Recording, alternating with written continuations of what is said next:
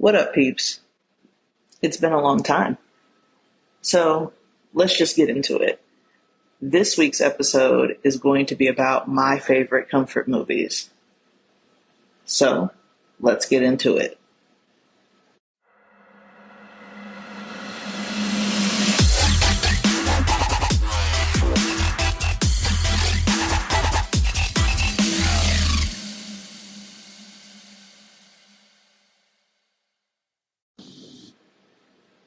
So, if you've been a listener of mine for any period of time, you know that I was heavily regulated in the things that I watched, the things that I read. So when I got movies that I really enjoyed, I watched them over and over again. And as an adult, I realized that these are what you would call comfort movies or comfort shows. So we're going to hop into the countdown. You know how I do. But just keep in mind that these are possibly all going to be series because I like to get through the series and start right back over. Um, these movies might be all awesomely good or awesomely bad, depends on who you ask. But that doesn't negate them being my faves. So let's jump in here with the very first series is definitely going to be Jurassic Park. Um, and Jurassic World because you can't leave that out. I think for me, as a kid, I used to get VHS tapes all the time for birthdays, Christmas, things like that. And a lot of them were Disney movies. Nothing wrong with that. I was a kid at the time. Um, so I used to have a heavy rotation of VHS tapes. Sometimes I would build VHS tape castles and things like that. Um, but if you looked closely at the type of movies that I had, there were no rhyme or reason to them. So I would watch 101 Dalmatians, The Lion King, Beauty and the Beast, Aladdin, The Great Mouse Detective, and The Jungle Book. And then we would rent movies. So that's where all my favorite sports movies came from. Live action Disney movies. The Mighty Ducks, The Little Giants, The Sandlot. And if you want to know more about those, you have to head on over to that episode. But somewhere in there, somebody had bought a movie, the VHS tape of Jurassic Park, and I just slid that into my heavy rotation. I lived for it. Okay. I loved every minute of it. And especially during the summer, um, I would watch it to the end, rewind it, and watch it again. Because for me, there was no greater joy um, than when Dr. Hammond comes down. He's talking about how he has this theme park, he needs approval, there's dinosaurs, and nobody really believes him. Like, come on. Um, and even before that, when Dr. Grant is talking about velociraptors, you are alive, and they start to eat you. So it was a great pleasure to be able to watch that as a kid, and I was never scared of it. Like I think I always understood that um, this was a bad idea, and there's a common theme in this list. Let me go ahead and warn you. The common theme in this list probably has to do with the fact that there's something that was created that probably shouldn't have been created or reanimated or whatever that probably shouldn't have been. Um, and it was a bad idea. And nobody stopped somebody from doing this bad idea. And now all hell breaks loose. So first one is Jurassic Park, Jurassic World. The introduction to the velociraptors that have evolved over time. My love of Blue in Jurassic World first started in Jurassic Park when they were running away from the velociraptors in the kitchen. That is still my favorite scene in any cinema. When they're crawling around in the kitchen and one of them is tapping that giant nail. Freaked me out to no end, but not enough for me to stop watching the movie. So there's that.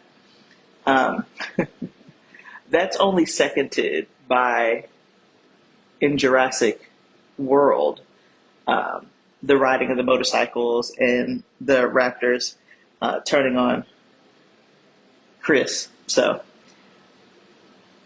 should you be riding motorcycles with raptors? Is it a bad idea? Obviously, but it still makes for a cool scene. So I'm all for that. When I watch movies, I definitely suspend reality. So all of the people that are like, well, this is not realistic. I mean, there are dinosaurs in it. So yeah, it's not going to happen. Um, and then when he rallies the dinosaurs and the T Rex to fight the Indominus Rex, um, I think it's great.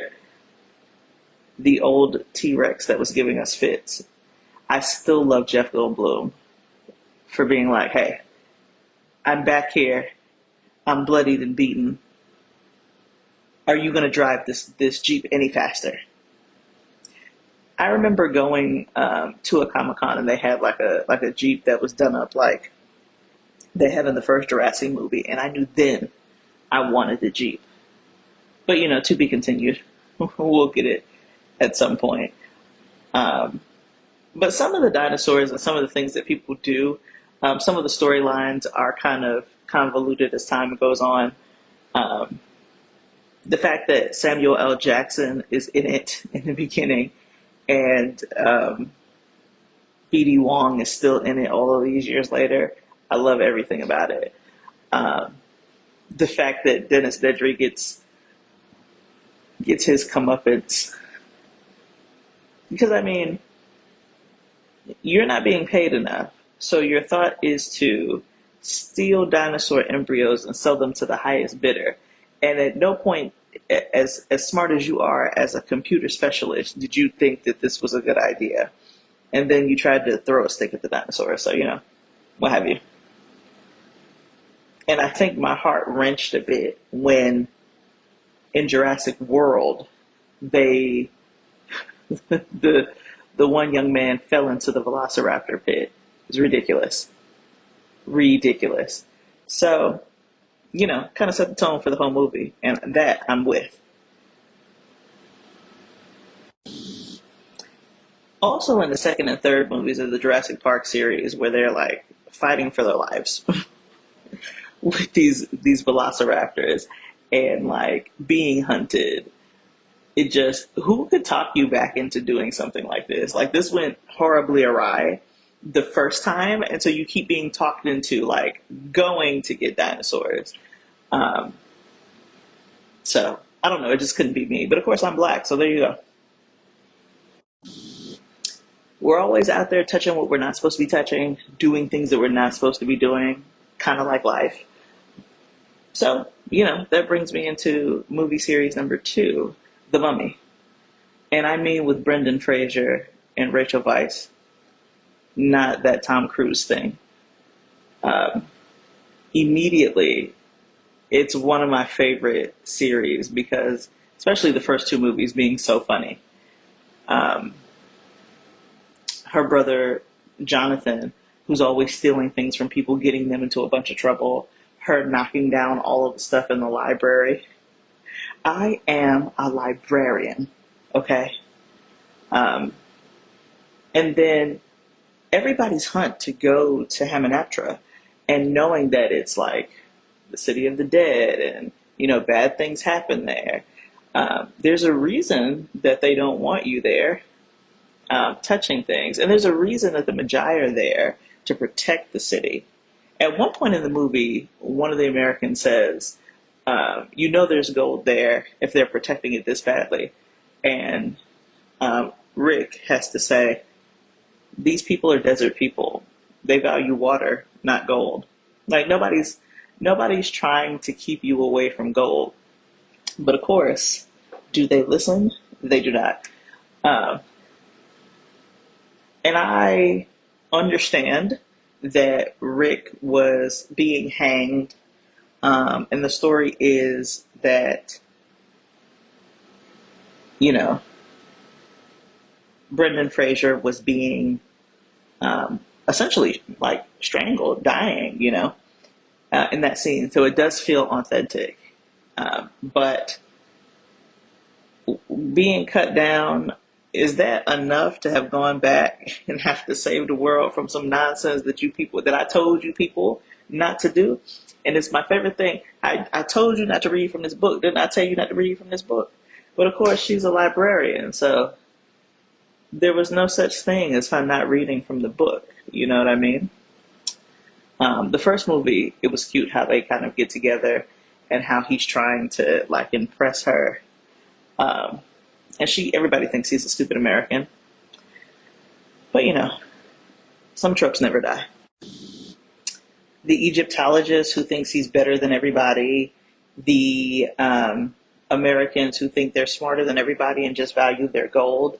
It is hilarious to me when they first bring back the mummy and he takes the gentleman's eyes and their tongue. And Benny boy, that damn Benny, he was out for himself. And in that regard, I can't say that that's necessarily a bad thing, but, he is the villain or one of them. He does say to Rachel Weisz's character that I would rather be the right hand of the devil than in his path, which is an interesting way of looking at life. And I mean, it doesn't mean that, you're never going to get your comeuppance, but whatever, especially in American cinema, not happening. But the fact that him and Brendan Fraser's character Rick are talking about going back to Hamunaptra before the Magi try to set the boat on fire. And Benny's like, the Americans are paying me to take them to Hamunaptra. And Rick is like, so what is it? You swindled them out of the money and then leave them in the middle of the desert? He's like, unfortunately, no. Like, he's very disappointed he has to go back there. Like, I wish I could swindle these jerks out of a bunch of money. But apparently, they are smarter than they look. They only pay me now half, and then half when I get them back to Cairo. So, Benny was always about himself from the very beginning. The fact that O'Connell really was trying to, like, forge some sort of, or wait for him to turn over another leaf, I don't understand what that was about. But I watch it every time because it's funny.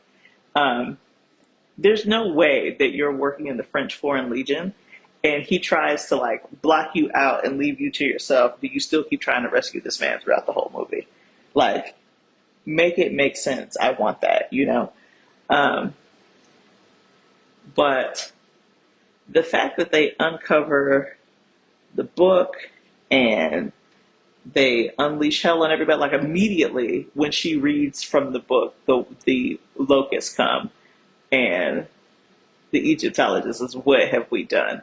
And I'd like to point out, in the library, the gentleman that was her boss, he burned the part of the map on purpose. And they're like, you did this on purpose? Yes, I did. Because I knew you clowns would just be running around here doing stuff.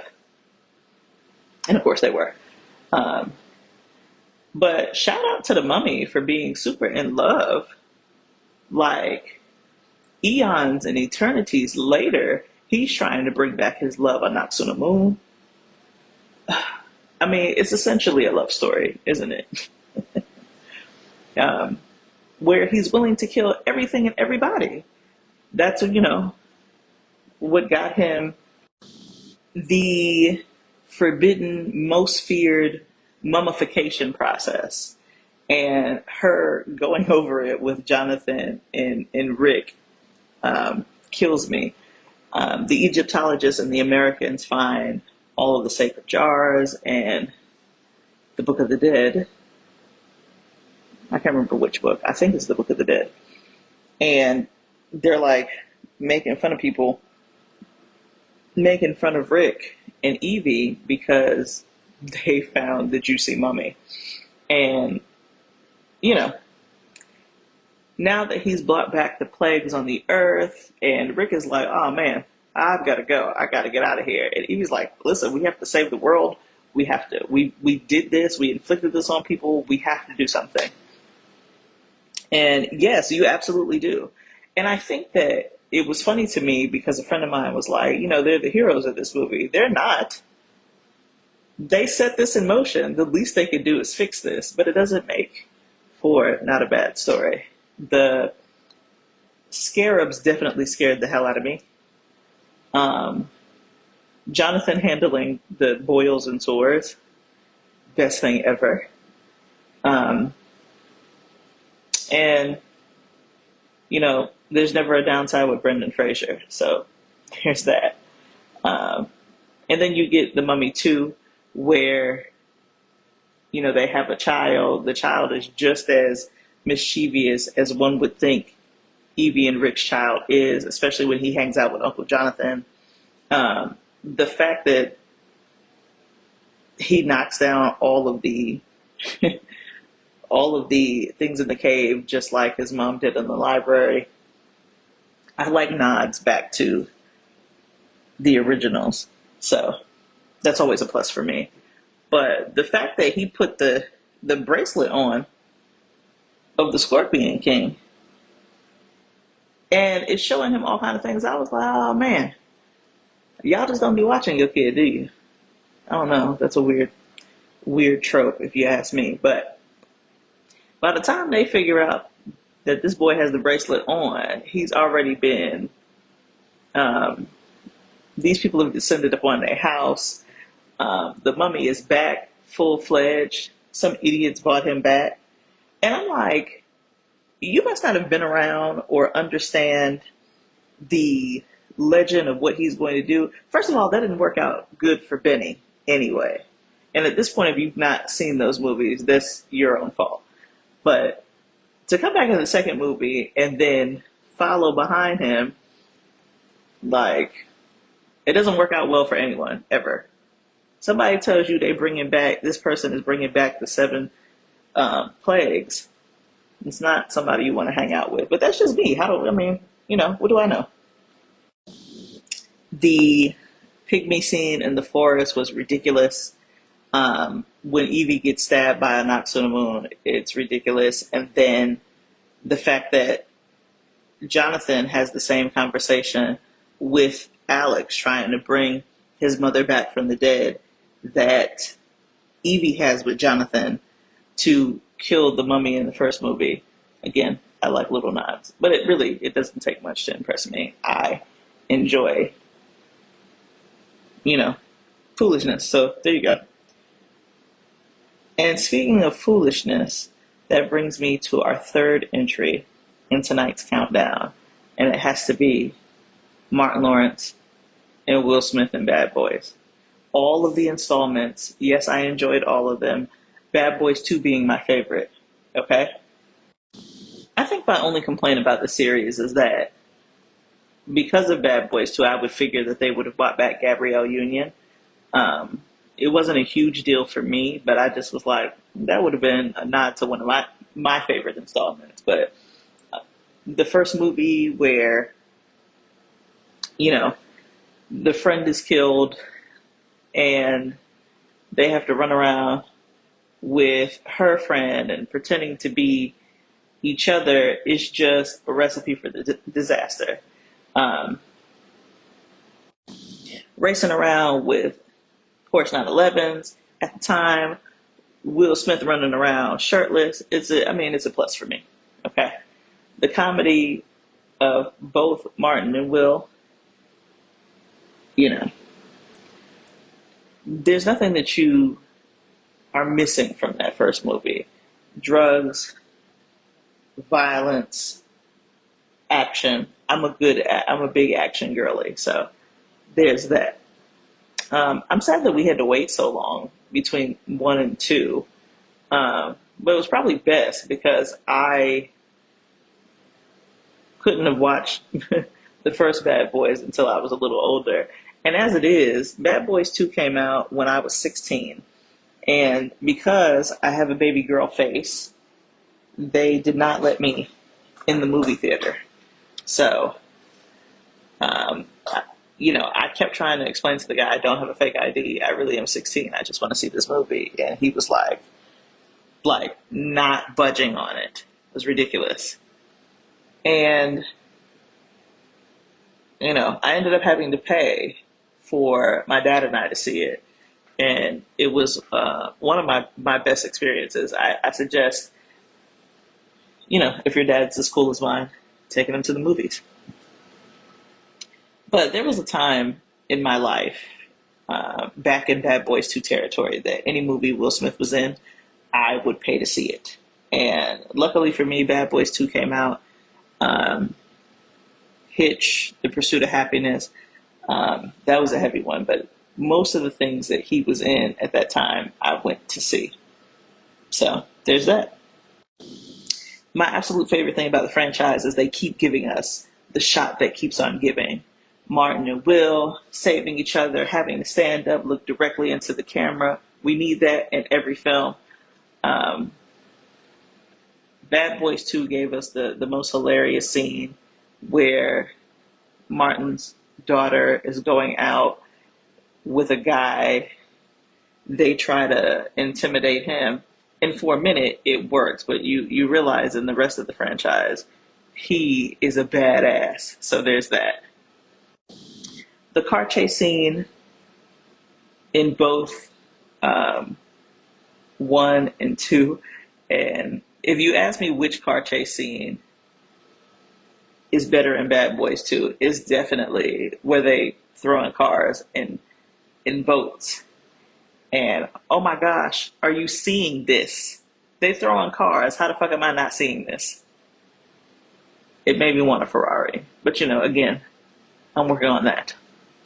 Um, the driving the Hummer. I think when Bad Boys 2 came out in 2003, everybody went and bought a Hummer.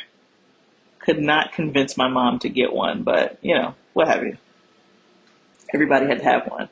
And I mean, they were driving the hell out of the cars in that movie, so I'm sure they sold a bunch of it, which was part of the contract. But hell, Mike Lowry, he lives for that reckless life. Marcus, not so much. He's not into constantly being shot at because he got a wife and kids, and you know his parents ain't leave him no money, and all that whole speech that he gives to Mike. Uh, he don't have no trust fund and all of that, and so even though they've been friends for years, you see the strain in the relationship and wonder if they're going to make it as partners, or is their friendship transitioning into something else? Is Mike going to be okay with that? You know, that's where I had hoped Gabrielle Union was going to come in. But I mean, what was the point in making him date her if it didn't come to nothing? I'm still kind of salty about that. Yeah. I think in Bad Boys for Life is where we start to see that somebody has a vendetta against Mike. He's shot. Is he dead? We live by the gun, so we die by the gun. Is it going to be that kind of thing? And you realize that the person gunning for him is his son, and it's just a lot going on in that movie. But I think that my heart was broken when the captain was killed, because I mean, like, I get it as a storyteller myself, but also like I was heartbroken about that.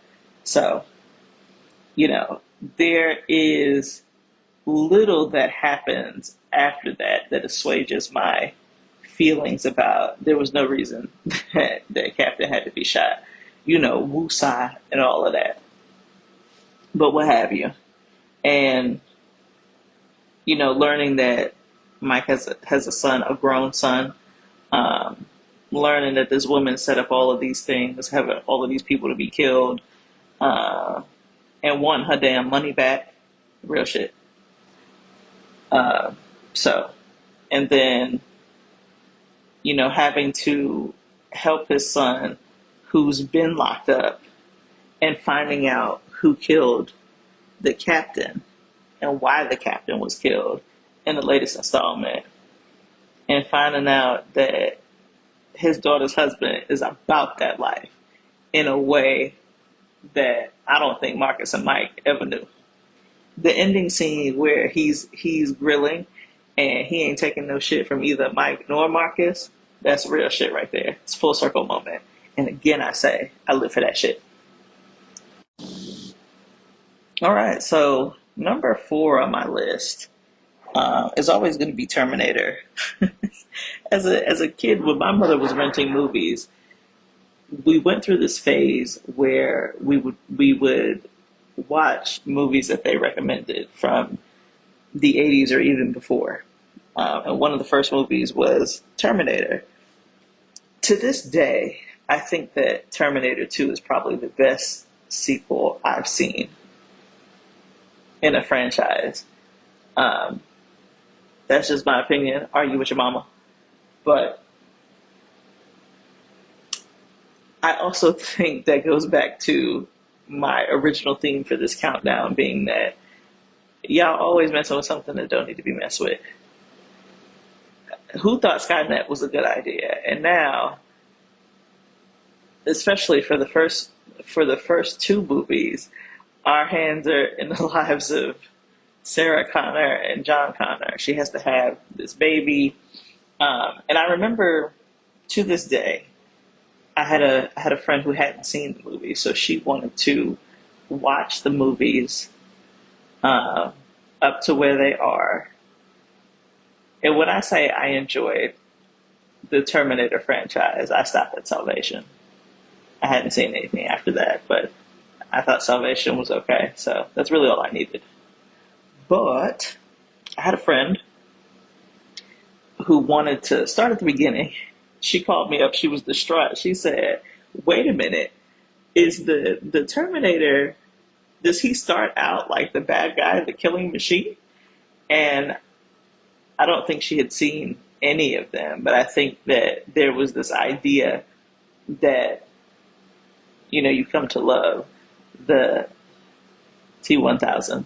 So she was distraught in the beginning, but Judgment Day is my absolute favorite, especially the the scene where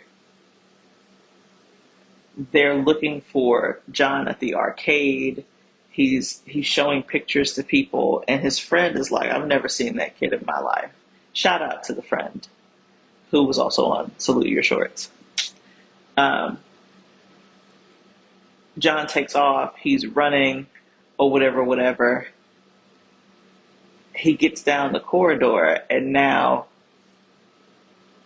T-1000 is coming towards him. Arnold's coming towards him, and out of the box come the flowers and the pump action shotgun.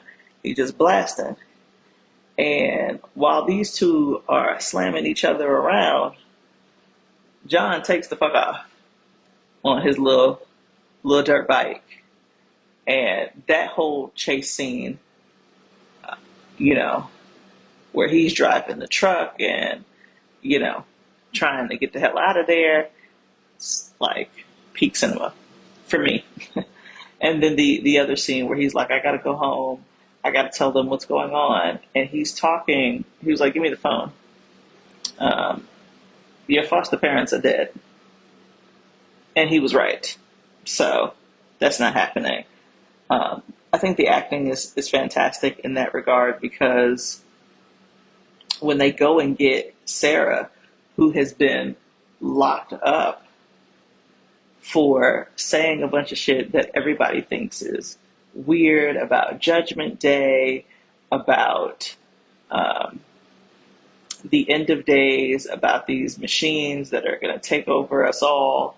They think she's a freaking nut job. And, you know, most town criers, most people, whistleblowers who are trying to warn you, they're always perceived as nut jobs. She is trying to break out of the joint. She's turned into a lean, mean killing machine if she has to be. The fucking doctor at that facility had enough, okay? She gets on the damn elevator, or what she thinks she's going to get on the elevator, but John is coming for her. And it's Arnold who steps off the elevator first. In the way that she just throws herself back and she's crawling and she can't take it because this thing has been trying to kill her. And part of the reason why she's trying to get out of there is because if these clowns decide to come back for me, I am a sitting duck. That can't be faked. But the newer Terminator shows up there and like right in front of the doctor, like starts hurting people, and to this day, I wonder how that's gonna go, how that went after the fact, because you had been telling her that she was nuts, and now you're seeing the same thing. Did he just ignore it? Did he just pretend? I don't know. All of them people ended up dead too, so I wonder how that went down. Terminator 3, that woman that was the Terminator was badass. And I don't know what it is about John and his future self, but like, why doesn't he ever send like newer models to deal with these newer Terminators? We barely made it out alive with this one. They're going to keep sending things back in the past. And if I was John Connor, I don't know how I would feel. Like, I get I'm the leader of the resistance, you know, but several people end up in the third movie being targeted because they're the first, second, third in command. Um, and she's showing up to people's house with a kill list, offing them left and right. It was just too much. But John, honestly, send some newer models that have a fighting chance. We love Arnold and everything. Give them whatever face. You know what I'm saying? But send somebody newer back. You know. Um, so just the fact that he has to save at least two people that they thought that John was under the impression that, hey, we stopped Judgment Day from happening and all of these things. No, Judgment Day is always going to happen. And that was a shock to the system. The other shock to the system is that John is trying to tell the T-1000 what to do, and he says, I don't take orders from you. You are not the one who programmed me. You don't send me back or whatever, whatever. So, you know, John finding out that he's dead in the future. It's just great stuff. The scene where like T-1000 has to say, I'm not your friend, I am a machine. And y'all have got to figure out what to do. He also lies to them and gets them to a bunker so that they survive Judgment Day. It's ridiculous. Ridiculous. And then Terminator 4 is just because I've been in it for a long time at that point. Genesis made a lot of sense to me in that you had to tell a story about what it was like on the other side. How does the resistance go? And now you have to protect who is your father, who we saw in the first movie. The Skynet sending in something pretending to be human, or at least thinking that it's human, is a big deal. But again, damn that Skynet. It shouldn't have been created. And that's all I'm going to say for now about that. Next, what number am I on? I don't know. I think I'm on number 5. Look Who's Talking. And I think as a kid, I watched that every time it came on TV.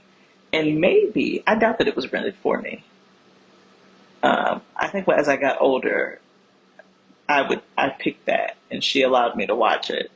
But as a kid, I was watching it on Hulu and I thought to myself, there's no possible way that I understood what was happening in the movie. Because if I did, there's no way my mom would have let me watch this. But like, Kirstie Alley, she's having an affair with her boss of all people. I say that non-judgmentally, but kind of side-eyeing you, girl. Like, seriously. I do judge when I listen, so there's that. But she's having this affair with her boss, and somewhere in her mind, she's A, the only one, and B, that she thinks he's going to leave his wife or whatever. Girl, get a grip. And then we all saw what was going to happen because we saw the egg being fertilized by the sperm, which was both interesting and kind of very graphic for me as a kid, but I guess not so graphic because I understood where children came from.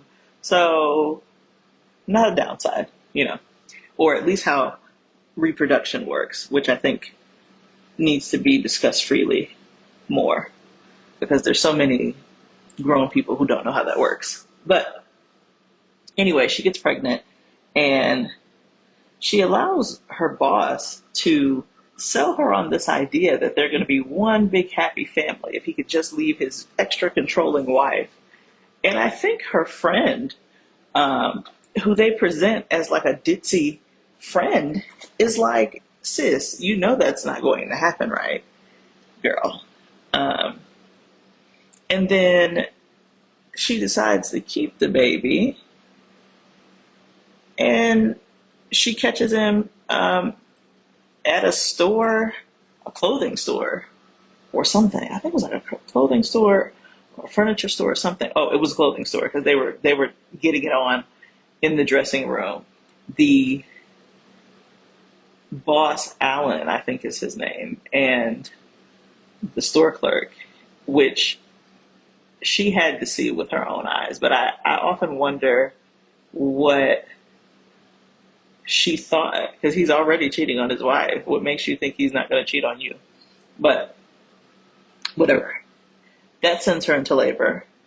She ends up getting a cab and enter John Travolta. And he's driving like a bat out of hell with a pregnant woman um, in New York City. And I'm going to go ahead and say I've come back from New York City taking cabs in New York City. That wasn't an exaggeration, even in the 80s, because in 2024, that's how they were riding around. It was ridiculousness. So they get her to the hospital.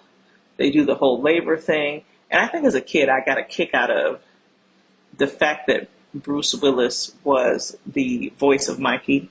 And so anything that was happening, that she was doing, that she was eating, or anything that was happening, you could hear his reaction to it. And I got a kick out of that as a kid. So maybe I missed the fact that his father was trash, like I did when I watched it just now, or at least as an adult. Um, but anyway, she keeps asking for drugs. They're trying to pretend like she doesn't really need them. Um, they assume that John Travolta's character is the father of her baby. Um, and like they let him talk the nurses into getting her some drugs. It's ridiculous. Um, anyway, moving on. She has the baby, and for a while, that's kind of it. She's kind of hanging out with her parents. She's in her apartment. She's taking care of her baby. And then John Travolta shows back up because she left her wallet in his cab. And he somehow convinces her to let him use her address to set his grandfather up in a home that's closer to her. It's better equipped for what he needs and or whatever. And she agrees to do that in exchange for babysitting services. So I do like to suspend belief, right? But you don't know anything about this man, and you're just leaving your baby with him. You also don't know anything about whether or not he knows what to do with children, but whatever. Um, Her time with Mikey as a single mother is pretty stressful because he's crying all the time and all of these things, and you kind of watch him age up, and he's got a lot to say in his mind anyway, which as a kid I got a kick out of. Um, but the thing that kills me about this scene is that she like falls asleep on him, on John Travolta, and he takes it upon himself to be like, I'm gonna take our baby out. I know this movie came out in '89, but what will possess you to walk off with somebody's child? Girl, she wakes up trying to find her damn son. Her son is nowhere to be found. It's 89. There are no cell phones. You know, she's freaking out. She's calling 911. She doesn't know what happened to her baby. And of course, hours later, he shows back up with her baby. And I was just like, and then she like decks him, which I think is great. And, you know, over the next few months, he's actually a fantastic babysitter, which I should have seen coming. They bond. Um, Mikey likes James. And, you know, Mikey is the coolest kid in town. Um, but there's an exchange between him and another kid where they're like, "Hey, who's that big guy who took her away?" "Oh, that's her daddy. It's not a big deal." "Well, what's a daddy?"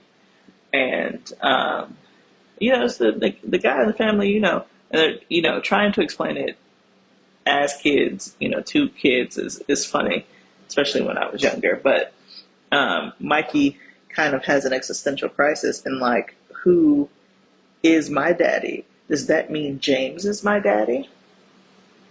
Um, I don't know if Kirstie Alley's character is like trying to get things going between her and her boss and her son. Um, she brings him to the office, um, and it's very clear that he's like not interested in fathering a toddler or anybody else. He's interested in his own selfish gain. And I'm like, this is who he's always been throughout the whole movie, you know? Um, so in the meantime, you know, James is like ruining her dates, trying to make Mikey as ridiculous as possible, giving the dates bad advice, um, just anything. So I found out later, I thought it was a kid's movie because I was a kid watching it, but as, you know, as you get older, it's a romantic comedy. When she finds out that James is he's um, a pilot. He's trying to become an instructor, or he's trying to become a full time pilot. I can't remember which. But she's starting to fall for him, but she doesn't want to fall for him because he's not the right type. But I'm like, girl, who's the right type? Your boss? Blah. So anyway, the random scene at the end where like they lose Mikey and he's like running out in traffic, the strangest thing I've ever seen in my life, because I was never more than 2 feet away from my mom. I don't get it. It doesn't make sense to me. Make it make sense. Um, and look who's talking to. They have a little girl who is voiced by Roseanne Barr. And Mikey has a hard time with being an older brother. And he's not nice to Julie, not nice to. Also, the fact that John and Kirsty's characters can't seem to make it work, so he ends up um, leaving and not wanting to be with her. And so Mikey really blames Julie for that. You know, I was here and everybody got along, and then your ass came along, and now everything is ruined. So he's pretty mean to his sister um, for no reason. And also, as toddlers, you had to learn how to pee pee in the potty, which was, when I was a kid, that animated toilet freaked me out. So there is that. And then look who's talking now is about the family with the damn dogs, trying to figure out which dog to adopt. Julie is pretending to be Charles Barkley, and she almost goes flying off the bookshelf. And again, I ask, do y'all be watching your kids? Because in the first movie, Mike is like running through traffic. In the second movie, the apartment is on fire, and they have to get out of the apartment on their own. But that's because her brother is a tool, and John Travolta's character keeps saying, like, we should not be leaving the children with your brother. And she gets very upset about that, except it's true because he almost burned down her apartment with the children in it. And then in this third movie, like she's climbing on the bookshelf and like jumping off. It's very strange. And then she is wondering if like John's character's boss is like constantly hitting on him and trying to get him to give in to having an affair, but he loves his family and all of these things. So, do I watch it every time it's on? Absolutely. I used to watch it on TBS all the time. So, look who's talking. My shit. So, that leaves me with London Has Fallen or Olympus Has Fallen. All of those movies. Gerard Butler kicking ass. Protecting the President. Which ends up being, at some point, Morgan Freeman. Angel Has Fallen, where he is being the huntee and blowing shit up. I mean, fantastic, fantastic movies. And anytime they're on, I watch them. I had them on DVD for a small time. But, you know, the opening scene where they have to save the president, cut his wife loose, and he has to storm into the White House and kill all the insurgents. Listen, all about that life. It was good shit. London Has Fallen. They're all stuck in London. They have to get back however many blocks and all of these things. And then Angel Has Fallen, where he has to get into the president and try to protect Morgan Freeman. I give it 5 hand claps all the way around. So shout out to Gerard Butler. If you're doing any more of those movies, I love it. And then the Sherlock Holmes series with Robert Downey Jr. I did watch the BBC series. I love it to death. This is about movies. So anytime I'm on an airplane, I watch Sherlock Holmes: A Game of Shadows. I think RDJ's British accent could be better. He could be louder, especially if people want to understand him. But I've watched the movie so many times that I know it like the back of my hand. The fact that him and Rachel McAdams are doing the whole will they, won't they, as Sherlock and Irene Adler. I think their dynamic was great, but he was right to be distrustful of Irene Adler. She was working for the enemy, which we learn later, although he was ultimately right because he told her, you can't trust this man. You don't know anything about him. You're in over your head. And of course, she ends up dead. Poor Sherlock has to deal with the possible collapse, the possible world war, and the fact that his right-hand man, John Watson, is getting married. In the first movie, he wants to marry this woman, and will then has moved out, and will then be cutting into his time with his friend. And in Sherlock's case, he doesn't have very many friends, so John is the only one. And then even after they get married, he wants to do one last ride. And Moriarty is a great villain, played by Jared Harris. He is very unsettling.